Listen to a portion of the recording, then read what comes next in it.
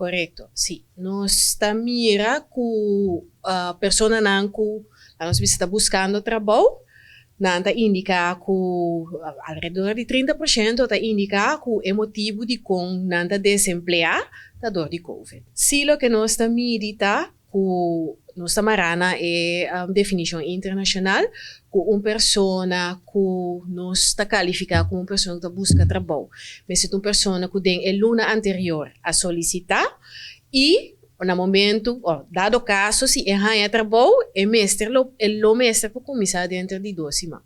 Pois o que você visa é, em verdade, uma pessoa que por meio do COVID mês estava a solicitar, então e não está contesta é por vir a descurachar e tá stop de solicitar. Então, no momento, nós não tá midi a pessoa como uma pessoa que está buscando trabalho. É uma pessoa economicamente inativa. Normal, nós lo apunta, por exemplo, que o estado de emprego está agora aqui. Então, eu tenho que contestar se você trabalha riba no mês, se você um empregado com contrato, se você um empregado de serviço permanente. Então, também, nós estava apunta do passado que a posição está em ano anterior, 6 anos anterior.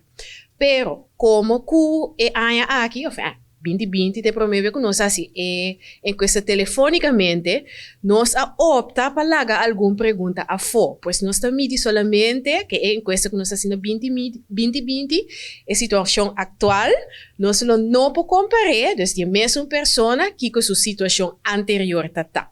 Lo que sí nos porra assim, ta compara esse cifra de 2020 com 2019.